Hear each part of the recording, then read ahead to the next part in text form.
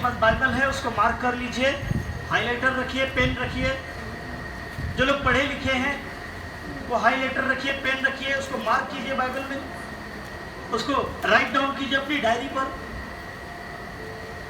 और जो लोग पढ़े लिखे नहीं है फिर भी बाइबल रखिए जरूर।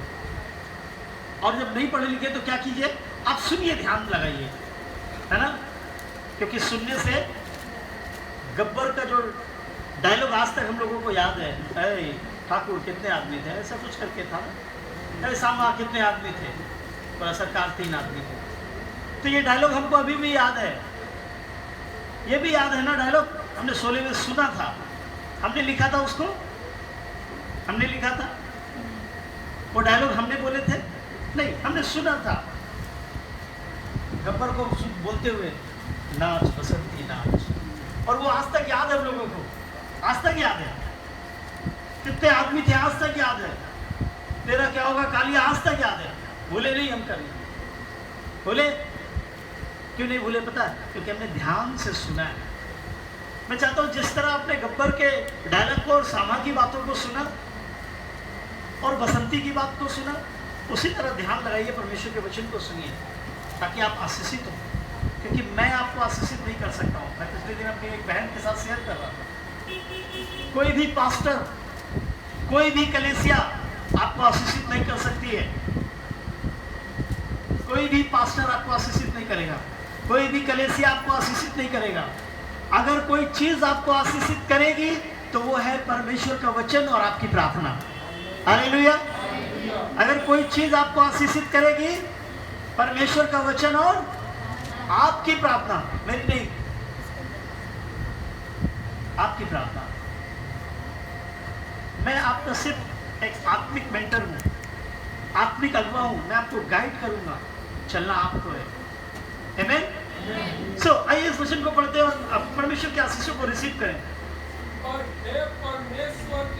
पर हे परमेश्वर के जन, तू इन बातों से भाग, तू तमाम प्रकार की सांसारिक, शारीरिक, गिरने वाली, डूबने वाली, लुभने वाली, ठोकर खाने वाली उन बातों से जो इस पृथ्वी पर हो रही है, तू उनसे भाग। और भाग कर तू वो काम कर जो प्रभु चाहता है। और प्रभु क्या चाहता है? प्रभु चाहता है तू इन बातों से भाग धर्म की और भक्ति की, विश्वास का, प्रेम का, धीरज का और नम्रता का पीछा कर, नम्रता का पीछा।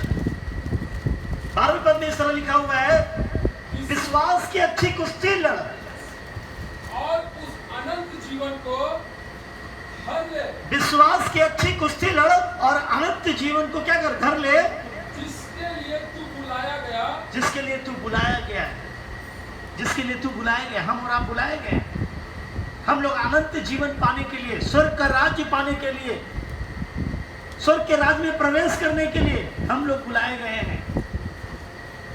उसको धर ले।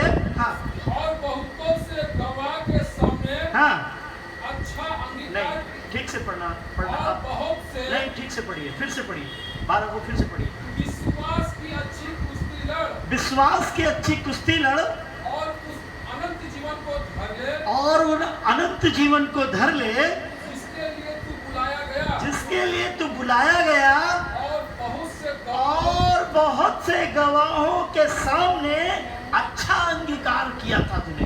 हालेलुया। जिसके लिए तू बुलाया गया, जिसके लिए तूने अंगीकार किया, तो तमाम प्रकार की शारीरिक, सांसारिक, लुभने वाली बात, ठोकर खाने वाली बात, गिरने वाली बात, शर्म में फंसने वाली बात, लज्जा में पड़ जाने वाली बात, इन बातों को छोड़कर तू भक्ति का पीछा कर, तू धर्म का पीछा कर, तू विश्वास को बढ़ाने में लगा रहे, तू अपने जीवन में प्रेम, धीरज और नम्रता का पीछा कर, और तू विश्वास की कुश्ती लड़। क्या कर? क्योंकि पता है विश्वास में ही लोग गिर जाते हैं।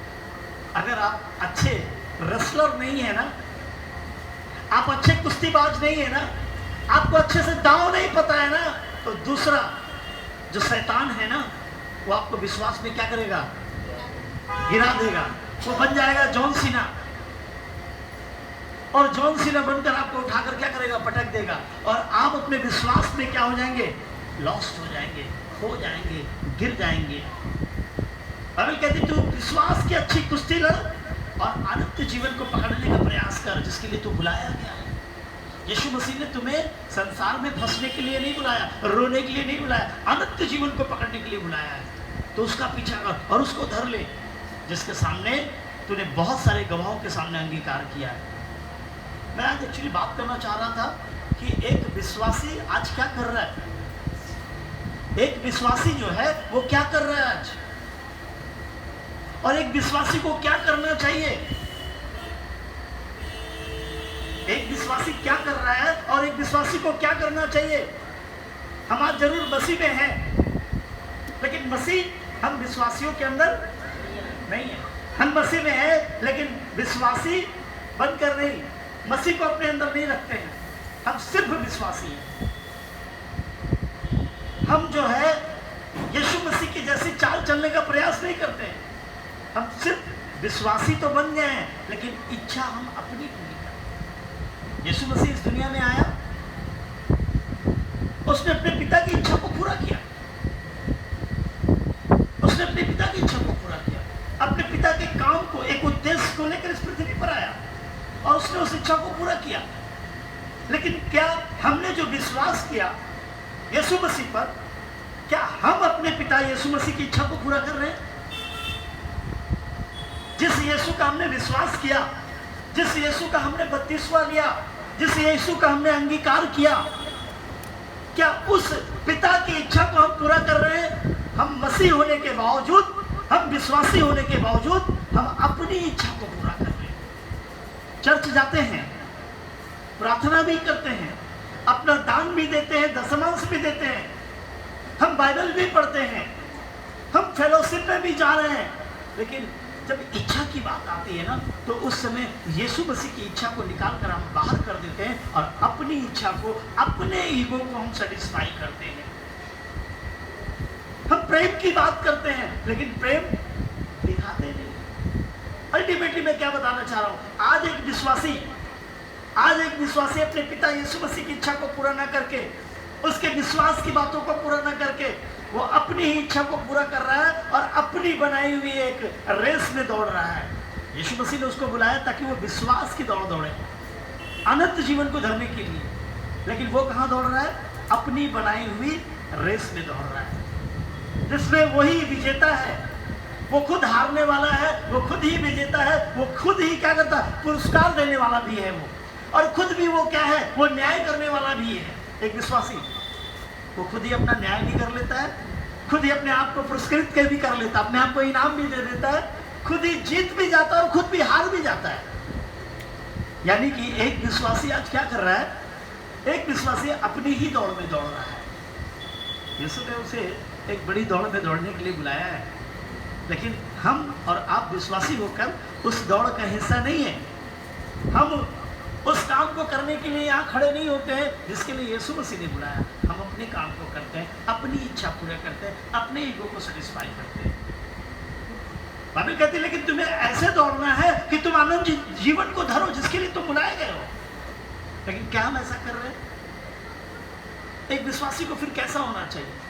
आज एक विश्वासी झूठ भी बोलता है, आज एक विश्वासी धोखा भी देता है।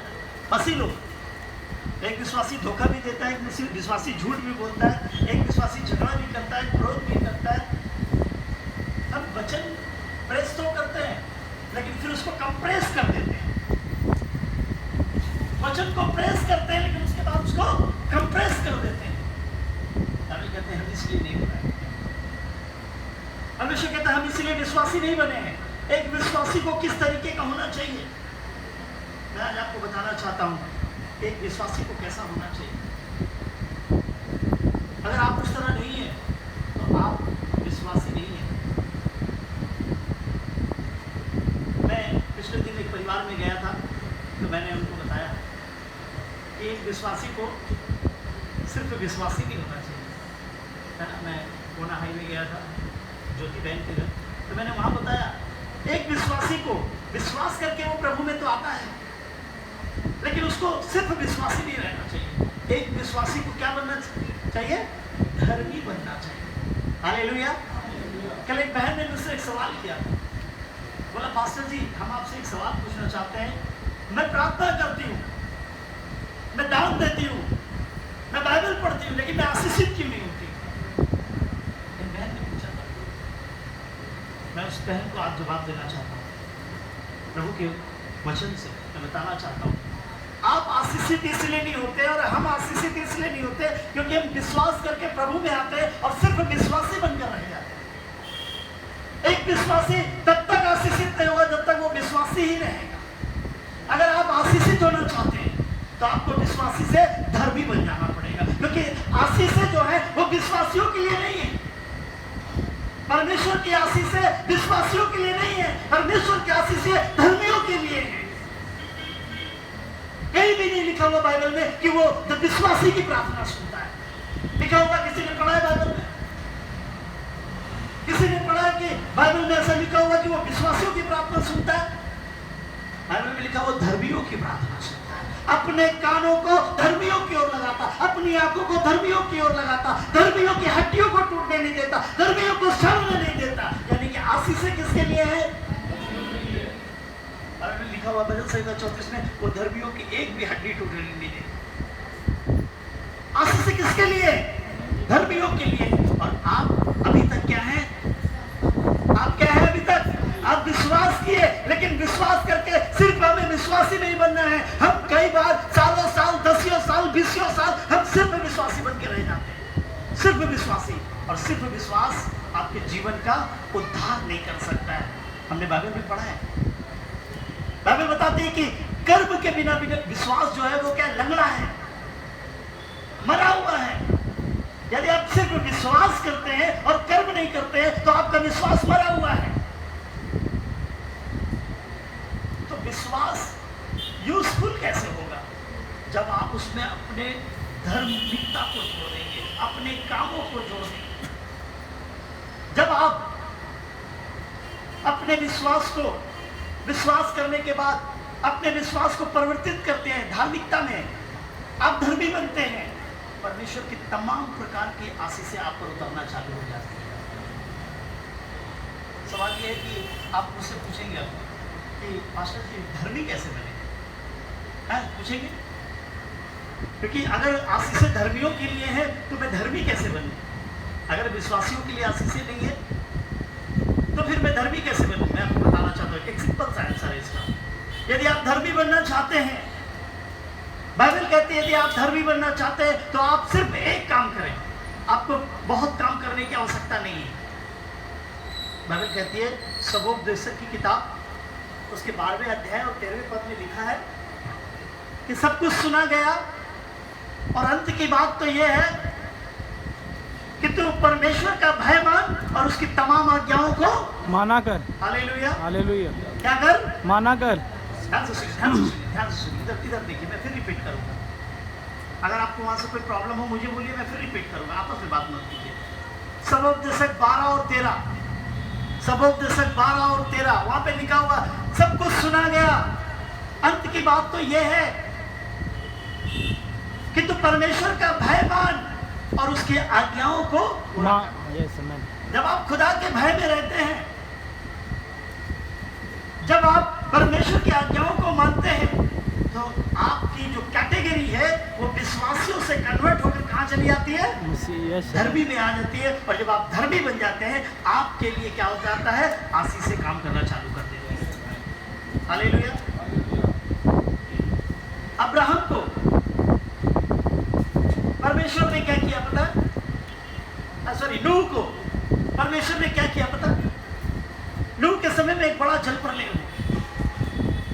नूह के समय में एक बड़ा जल प्रलय हुआ।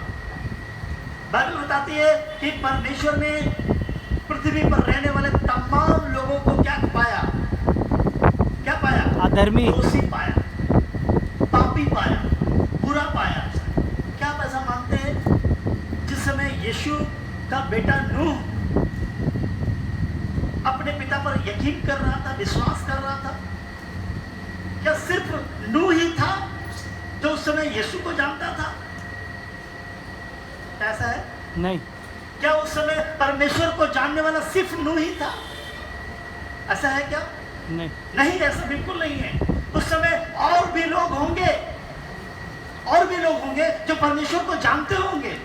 लेकिन बाइबल बताती है 7वें अध्याय में, जब आप पढ़ते हैं उत्पत्ति के 7वां अध्याय, जब आप उसके पहले पद को पढ़ते हैं तो परमेश्वर कहता है मैंने नूह और उसके घराने को क्या पाया?